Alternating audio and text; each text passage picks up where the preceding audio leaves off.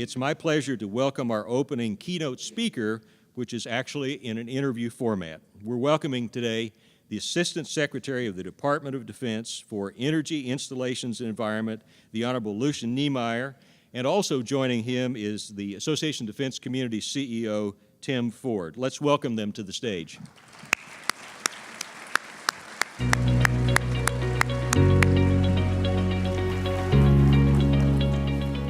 We'll make sure we're on. Are you on? I'm on. All right. And thank God I wore my striped socks. Well, welcome back to ADC, Secretary Neimeyer. We're really honored to have you kicking off the conference yet again. Last time we were together, we were in beautiful San Diego, a little nicer weather than we're dealing with outside today. So thank you also for joining us. I think we're going to have a great discussion this afternoon. We're going to hit a lot of topics, and you're good at going fast through a lot of topics, so we'll try to hit those. But let's start with a high-level kind of thought on where your top priorities are at the moment. Yep. So at this very moment, my highest priority, first of all, is to thank the communities and the states around the country who continue to sacrifice a lot to preserve the military capabilities and installations we have around the country. So one of the priorities that even when I came into this job was to continue that collaboration with defense communities. For those of you who have reached out and we've had meetings personally, love that, want to continue that. And so one of the high priorities we have is continuing to work with communities and states to address where we might have current needs or emerging needs to be able to continue to provide the warfighter with the capabilities they need. For me personally, the priorities that we're working on right now are really rooted in the National Defense Strategy. That's a document that came out in early this year. It's absolutely essential that anybody who wants to see the roadmap of where we're headed for installations, energy, and environment needs to take a look at that particular document. It really does provide for us the things we need to be working on. One of the key topics there is the fact that findings is that the homeland's no longer a sanctuary. That we can anticipate that anything that happens in the future from a foreign adversary will include potentially affecting us at the bases, installations, and the ranges we have, particularly installations on deterring or in any way disabling our ability to project power. So I'd say that's one of the highest priorities I have right now, working on behalf of the Secretary. My portfolio is pretty wide. As you know, I cover all installation policy, all housing policy, energy programs, environmental programs, and then a whole slew of other significant activities, and I'd say that's probably one of the highest ones. With that said, I got a fantastic staff. We're all working pretty hard. For those of you who get a chance to see Ron Tickle this week, he's kind of the head of what we used to be the clearinghouse. You know, the title's changing every year. But bottom line is I love to see the work he's doing right now on working with states, working with the FAA to protect our military missions. For those of you who get a chance to see Kristen Thomas-Gard, she's doing an amazing job, not just in setting up what will be an outstanding event in August, the Sustaining Military Readiness event, which I highly encourage everybody here to take a look at attending. It'll be a great gathering of where we can take the precepts, the concepts of the National Defense Strategy and actually apply it to what we need to be doing with military ranges in the future. Working a ton of priorities with Maureen Sullivan in my environmental shop. As you know, PFOA, PFOS is a big issue. And actually, many of my priorities are represented in this conference. Right. Tim, you've done an amazing job. And Matt putting together an agenda that kind of hits our highlights, kind of hits the things we're working on day to day, which is just fantastic to see ADC stepping out and being able to bring some of us over to talk to communities about those priorities. So our water contamination use has continued to take up a lot of my time. We're also working a lot on project delivery challenges. One of the big things I've inherited is we're falling behind a little bit on how we deliver warfighter capability, particularly through the military construction program. Not as much of a concern for communities, but still ultimately a concern for what we're doing in the Department of Defense. But the biggest thing is we need to take a look at how we're effectively and efficiently using our bases. There's been a lot of discussion about whether we did not ask for authorization for a round of base realignment enclosures. There was a couple of reasons for that, one of which we had not yet released a National Defense Strategy. It's imperative that anything we look at for future basing is able to incorporate exactly what we need to get done. If you read the National Defense Strategy, you'll see emerging technologies, hypersonics, directed energy, autonomous vehicles, artificial intelligence, enhanced reliance on cyber forces. We really needed to have that in place before we could take a look at what we really need for a basing structure over the next 20 years. Well, why don't we jump into a couple of those issues, but I want to start with something Joe mentioned in his introduction. There's a lot of talk about this new authority in the House and Senate bill that supports community infrastructure. I want to get your thoughts first on how you see the role of community infrastructure supporting missions, but then how you see this authority playing out. I know it's not an official authority yet, but since it's in both bills, it's close to official. So right now, the authority could or could not be vested within the Office of Economic Adjustment. As everybody in this room knows, that's a critical office, a field agency for the Department of Defense. It is really our lifeline and our lifeblood to defense communities. But over the time, particularly when I was in the Senate for 11 years, we saw that particular agency be used for some things that weren't to the core to their mission of working through the grant process to assist communities with planning and protection and those types of activities that are absolutely essential to us. So my concern here, and I'll work with this with the committees, I don't want to go into too much detail. My concern here is that when you use that office to do things that maybe they're not set up to do, particularly when we have other authorities, for instance, the Defense Access Roads program has been in place for years that allows us to address some off-base infrastructure issues. I don't necessarily want to threaten or jeopardize that Office of Economic Adjustment by asking you to do things where the Secretary of Defense is going to ask me, why are we doing this? Why are we spending money on this? So I'll work that with the committees. I've got a little concerns that the way it's structured right now, and we'll see we have a way forward. Now, on the good side, there's no doubt that we do need, at some point, an authority. Maybe similar to the Defense Access Road program, where we can make, through the military construction accounts, a targeted investment that's outside the gates that will give us a measured increase in either energy security or whatever we determine to be a significant vulnerability. It could be a water project, could be anything. But we need to be able to work that as a unique authority, not necessarily relying and, in my personal view, potentially threatening the vital work of the Office of Economic Adjustment. Okay. Let's touch, you touched on BRAC in the opening, but it's taken the year off, which is nice to take a break from BRAC dominating our discussions. You know, you mentioned a little of this, but how do you see it being used in the future? Yeah, sure thing. So we are in the process right now within the department answering some direct questions from the Secretary on exactly that. From my perspective, we've been asking for 6 years for the ability to close bases. I'm not sure that that's been, obviously it's not been resonating with Congress. So we have to take a fresh look. So what the National Defense Strategy drives is a series of technologies and weapon systems that we probably need to start from the ground up. Where would be the best place to place those? So if you start with a clean sheet, say, okay, we've got all these fifth generation systems, that have some limitations when it comes to readiness and training. Where do we best place those? And then we walk down the line, look in 20 years what we're going to need. And we really look at military value in new ways. For example, I believe that if we ever do another BRAC authorization, there'll be a lot of military value assessments put into whether the base is energy resilient or energy secure. To what degree, regardless of the circumstances of the outside grid, can that base continue to operate its critical missions? So when you take a look at asking those questions, you start placing systems that can thrive regardless of what happens, then we set ourselves up for a much more quality-based look as opposed to identifying those bases that have the most excess and trying to figure out what those are. So new looks of excess capacity, a new look at missions, and then what's ever left over, then we may consider whether we need it for surge, and then whatever is left over after that, that's what we then look at for potential bases. That wouldn't seem like a process one could do in a year. Is that a longer time frame? Yeah, I kind of wish. I mean, it's tough to get anything done in a year. I'm finding that out the hard way. But it's something that it could go quicker.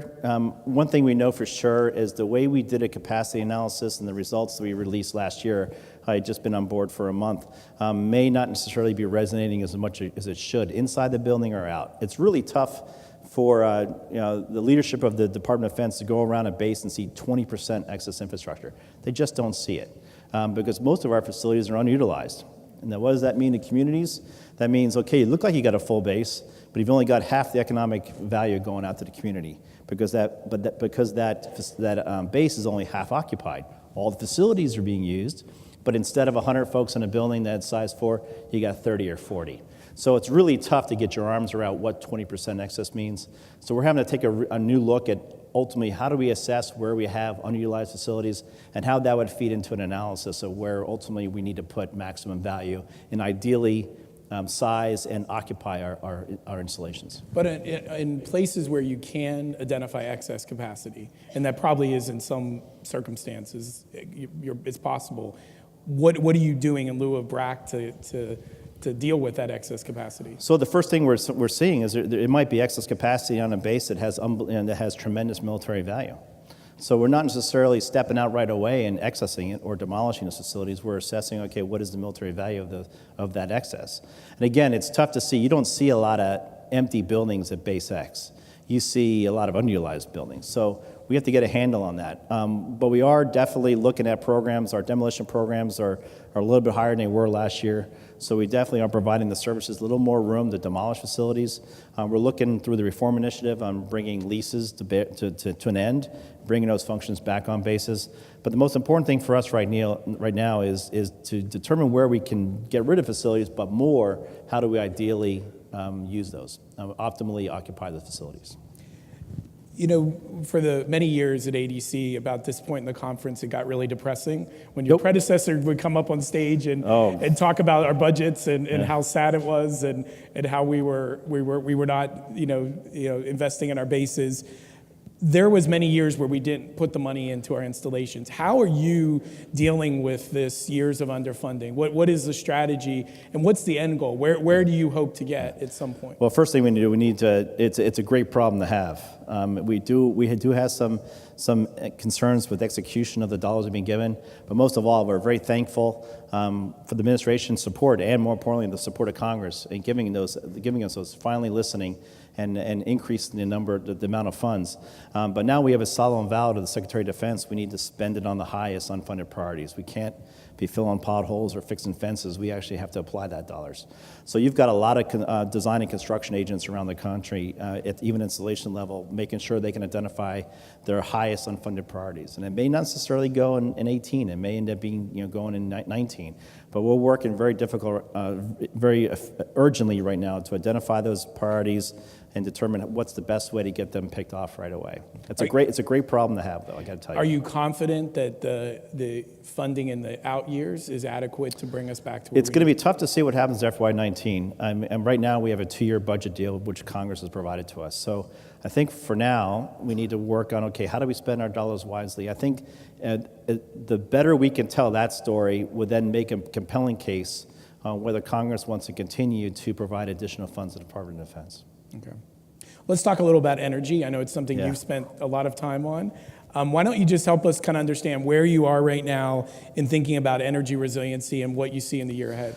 So we made some adjustments right away when I came into this position. For years we've been kind of, hate to say this, but chasing the dollar. Where there's a good deal based on the cost per kilowatt hour, and with specific goals for what we wanted to do with generation.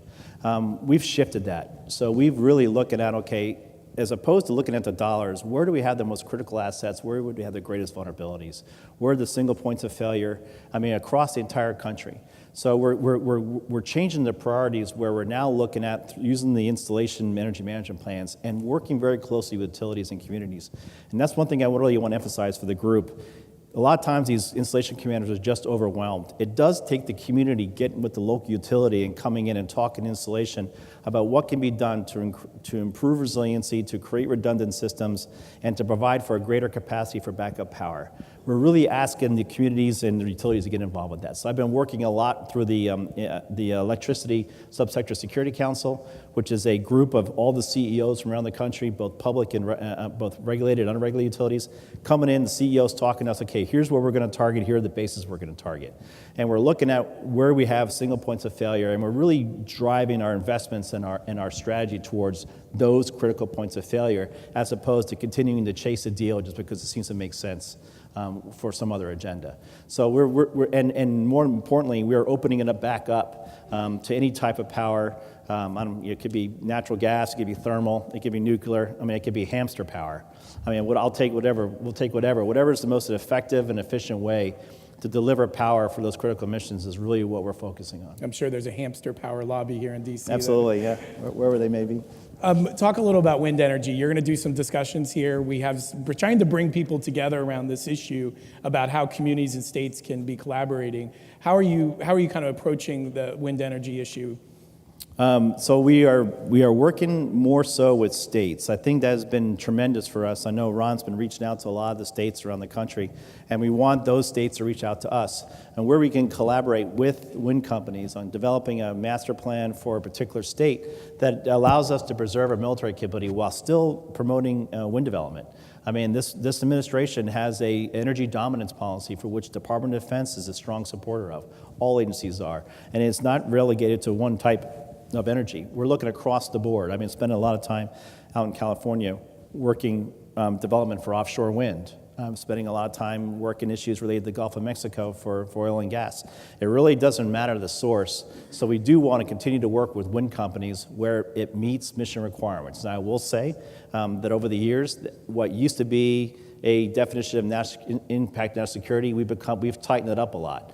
We definitely want more of the inputs from the installation commanders and from the services on defining what impact national security. So I'd say we're leaning more towards support and what installation commander believes is important, but still using OSD resources to ensure we can continue to collaborate with wind companies. But I do believe for us, continue to work with states offers us the best potential to be able to protect our military missions. Great. We will try to take one question from the audience, so I'm saying that to tell our folks with the microphone back there to maybe head out here. And if folks have a question, we'll come to it in just a second. Let's talk a little about PFOA or PFOS. Yeah. That can sometimes quickly go down a rabbit hole of a lot of acronyms and complexity. We have been part of some of the discussions EPA's been having, and your office has been great in terms of collaboration. Give folks kind of where you are on this, where your team is on this, knowing we have a 2-hour session if you really want to spend time digging into this. Yeah, my staff will be here tomorrow morning, 8 a.m. If anybody who does have an interest in that issue, it'll be a great session. And really what we're looking at is the most important thing for us working with defense communities is to ensure once we know we have a problem, we quickly and effectively isolate and separate that exposure to contaminated water. That's the most important priority for us. We want to ensure that our communities are drinking safe water. Now, it may be having to do bottled water for a short amount of time until we can install filters, but we've spent well over $200 million, and we're going to spend a lot more on moving quickly and effectively to restore clean drinking water for those communities that we know have a problem. Part of the issue we have right now is the Department of Defense is being proactive, and we're one of the ones out there most forward-leaning. People don't realize that PFOS is a national issue, of which the DoD, and particularly the use of fighter foam, is one small aspect of that. We're talking a chemical which is found in everything from fire retardants of all natures, protectants for carpets, protectants for furniture. It's even found in the lining of your popcorn bags that you use every day. So I guarantee you we all have this in our bloodstream. So we are being proactive, but we're also asking the Environmental Protection Agency to come up with a national standard because we're right now absolutely getting clobbered. And we prefer to work within the rubric of a federal response that identifies clear science-based goals for identification of a health hazard and then ultimate remediation standards that we can easily then fall in behind, particularly when working with the states. Great. Randy's on this side of the room with the microphone, so if someone has a really great question here, we can ask it now. Oh, we got one right there. So by the way, before I'm waiting for the question here, we'll have an opportunity to talk about environmental resilience. For those in the audience who have an interest in that, that's another panel that we're going to have later on this afternoon, so I want to put a plug in there for that. Great. So I don't necessarily need to get a changing climate question right now. Go ahead, sir. Sir, Dave Smith, Edwards Air Force Base. By the way, thank you for the help. Sorry, which Air Force Base? Edwards. Edwards, okay. Thank you for the help in the wind turbines, the offshore wind discussions with the state of California. Yep. Hey, I want to go back to what you were talking about with the infrastructure and some money coming into infrastructure. So out at Edwards, I have a 5th generation facility. We're testing F-35s. We're doing cosmic magic stuff. I can find RDT&E money to do about anything. But I literally cannot fix plumbing. I have no O&M money. My facilities are decaying, and that whole fifth-generation site sits on 70-year-old utilities. You stop flushing toilets. You stop flying F-35s. And is there a long-range plan to recapitalize infrastructure? So we have, as you know, we have a pretty good increase in O&M funding for FY and FY18 and FY19. And some of that money will go to facility sustainment, restoration, and modernization projects. We've been saying all the services, posture yourself to get some year-end fallout. So we should see an uptick in SRM over the next year and a half. As far as long range, those are yearly accounts that fluctuate depending on other budget priorities. I don't know, and I don't believe, I do know, I don't think and I don't know if we can come up with a long-range investment strategy because specifically the services want to have the flexibility and freedom to adjust based on their priorities. There are some ideas we have through the reform initiative that might provide more stable funding. Can't really go into those right now. If you invite me back next year, I think I'll be able to get a little more definition on that. That might be the way forward for more stable SRM funding, or at least a stable S funding. R&M is a little bit more difficult. But yes, we are aware of the issue. We continue to track facility condition indexes, and we do note, and if you've listened to my testimony a few weeks ago, we do mention about the $114 billion backlog in repair maintenance requirements, and the fact we've got about between 10 and 15% of failing facilities across DoD. So we are aware of it. We continue to raise that up at the OSD level, but also I would appreciate if you raise it up with the services as well, because ultimately they provide the funding line for that program. Great. Let me just ask you one question that I think we'll be touching in a session, but on the whole cyber concerns and cyber issues, specifically about installations, how are you guys tackling that? What are you going to be focusing on in the year ahead? Again, you all have had the foresight to put a panel together. There's not a smarter guy in DoD than Darryl Hagley who's going to be talking on that panel here. I think it's Wednesday morning. But he is front and center. He's one haggard guy right now because he's leading a team that's across multi-domains within the Department of Defense, the CIO, the comm guys, and the engineers on how do we address facility-related control system cyber vulnerability. It's a tough issue. It's a tough issue nationally, particularly if you look at the reports coming out about foreign adversaries having already infiltrated some of our critical utility systems through routers and other types of electronic gear. So we are trying to get a handle on it. We've been doing assessments for a while. Assessments, all they do is they make me not sleep at night. We need to quickly move to mitigation. And we are posturing right now the services to see what money is available in 18 to do mitigation. But more importantly is we need to put a much healthier line in the 19 program for mitigation to start getting after this. Do you see it changing your thinking about basing in the future? I know you mentioned a little about that when we were in San Diego. Has that continued to be something that you're thinking about? It's something that I think is probably a natural order. To what degree these weapon systems of the future, it's just common sense. You take a look at what we're looking at and you ask yourself, okay, would that really be the best place to put it as on a Cold War facility or installation structure? The answer is probably, maybe not. So we have to look at how best to maybe distribute some of our particular cyber capabilities.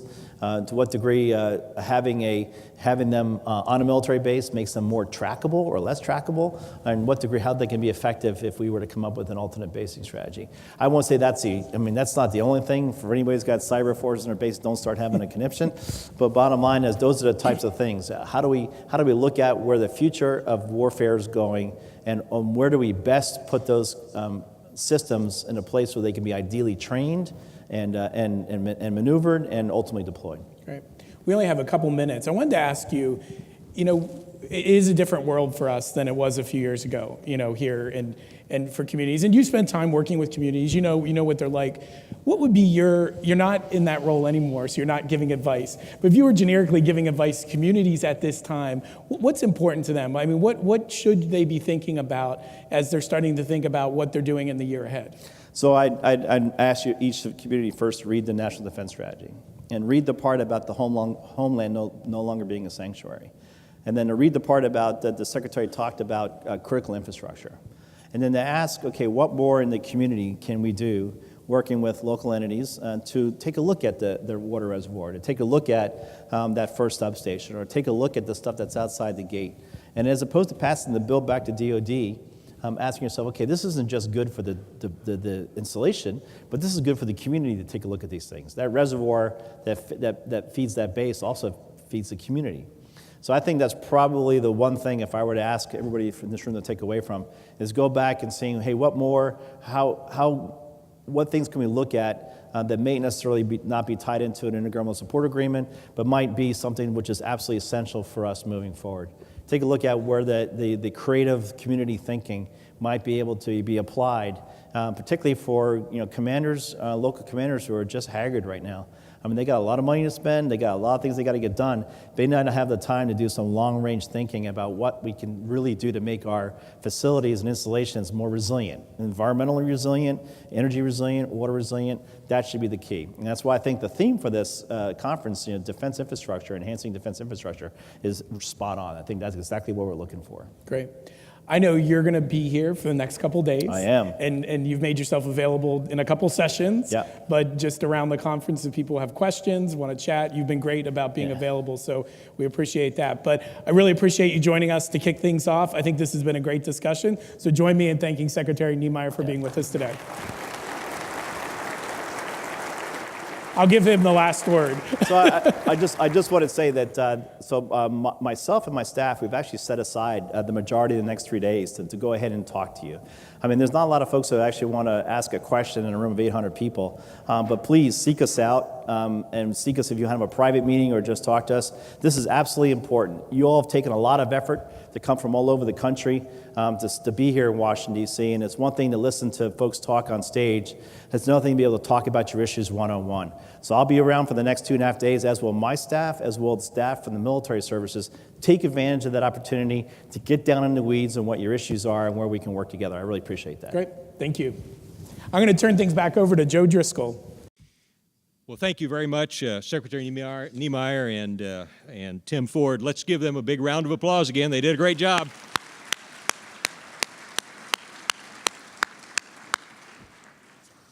So before I welcome our next speaker, I want to take this shameless opportunity to share one of the highlights of the summit, in my view. It's the release of the 2018 issue of America's Defense Community magazine. Anybody have one of those up at the table up here? Jeff Janjuli can raise one of those up. So if you've not seen one of these editions of the America's Defense magazine, America's Defense Communities magazine, get it, because I think it's great. I have to tell you that I'm biased, but I think it gets better each year. We have some communities that are highlighted there that you'll learn a whole lot from, and I think some really excellent best practices. We think this is an important tool for all of us to share with our policymakers here and also back at home to help them understand what we do now and what we can still do in the future as an association. It's now my very great pleasure to welcome a new face to ADC.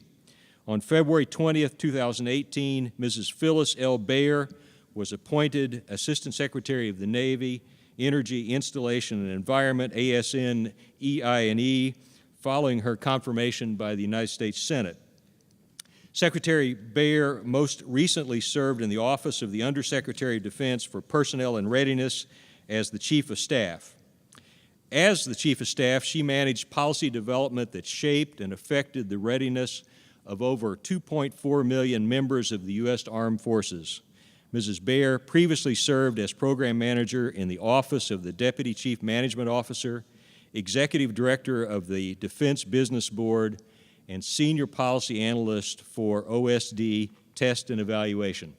It is my pleasure to welcome the Honorable Assistant Secretary of the Navy, Phyllis Bayer, to her first ADC Summit. Let's welcome her.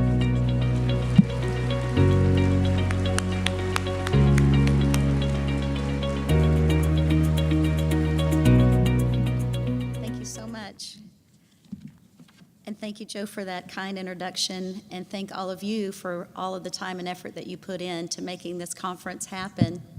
I noticed Joe said to my first ADC, it is my first ADC conference, but I used to be Phyllis Ferguson before my current marriage, and I worked in the base transition office many years ago when President Clinton first stood up the base transition office, and it was directly to support you, to help communities by having an ombudsman on the ground. Do any of you remember having a base transition coordinator and the base cleanup team? And you may have some of those now, but that was right in the middle of where we had BRAC 88, 91, 93, 95, and even into the 05 round. So I've always enjoyed this community and appreciated your efforts and everything that you do to support military communities. At that time, I was working at an OSD office, so we had 101 properties, 101 bases. I felt like we had 101, we were real estate agents with 101 properties that we were trying to show and clean up and redevelop and help bring economic growth to the communities that closure or realignment impacted. And when I look back, it was a huge job, but we had a small team, but with the help of you, it was because of communities on the ground that allowed us to make a lot of progress and create a lot of revitalization in many of the affected communities. So thank you again for all of your work over the years and years and years of helping our military do their jobs and help prepare the young women and men to go out and fight our nation's wars and be the presence against our adversaries. So thank you so much. I've been in the job since February 20th. I have enjoyed getting to know the Navy and the Marine Corps. The biggest surprise for me when I came to this job is that they are two services completely. So there's the Navy and then there's the Marine Corps, and they're terrific. They're great. I so enjoy working for Secretary Mattis and his priorities of increasing readiness and lethality and through building partnerships. So that's why our relationship with you is so very, very important, because we can't do it without your help. And I'll talk a little bit more about where we really need your help here in a minute. Secretary Spencer is a delight. I don't know how many of you have had a chance to hear him or meet him, but he is just he is a force of nature on his own, and we just love and adore him and his leadership. He is challenging us to take care of our people, improve our processes, and strengthen our capabilities, all in the support of readiness, which aligns with Secretary Mattis so well. And in that effort, my priorities are my boss's priorities. I tell people that. They said, what are your priorities? I said, well, those would be Secretary Spencer's priorities and Secretary Mattis. But I do have focus areas where I am trying to focus my attention that aligns with these other priorities of our senior leaders. And I want to start out with readiness, because it is all about readiness and staying ahead of our adversaries in this great era of competition that we're faced with again. And you heard Lucian talk about the National Defense Strategy, and it is a new strategy, and it's been quite a long time since I think our Department of Defense has presented our nation with such a challenging strategy, but an awakening strategy as well. Whenever the department realized that our readiness wasn't quite where it needed to be, Congress, of course, got excited, and we all got excited. And I think we're coming together, we're rallying together to try to ensure that we're closing our readiness gaps everywhere on land, sea, and air, and we do need your help with that. The other area that I'm trying to focus on, and is very important for me, is safety, and it is to increase a culture of safety. I had the opportunity to visit with some communities since I've been in the job. I went out to Fallon to try to help grow our air training space there, which is so critical, and to North Carolina, visited with the Marine Corps bases, the Marine Corps and some of the communities there, up in the Northwest, and Bremerton and Whidbey Island, and then in Virginia in the Tidewater area. And everywhere I go, I try to ask the team to show me their command safety brief, because I believe by talking about safety, we raise an awareness of safety that has been lacking a little bit. And this is just my observation, but I think our young women and men are working so hard on the ground. We're trying to get so much done. We've had 17, 18 years of war. We've had sequestration. We're all still with that can-do spirit, trying to get everything done. And we don't always take time to think about safety and think about what we should be doing to keep ourselves safe and have a safe workplace. So that's been a second focus area for me. And then the last area that I've had has been modernization. I get so excited talking about modernization, I have to calm myself down because I think we live in a great moment in our history. We have a lot, as the gentleman commented, we have a lot of bases, military bases, Navy, Marine Corps, although the Marine Corps is doing a great job with the infrastructure reset strategy, but we do have a lot of bases with a lot of old infrastructure, and it needs to be modernized. And our ability to modernize is going to, I believe, come at a time which right now in front of us is all of this just enormous sea of technology. We have so much technology just right at our feet.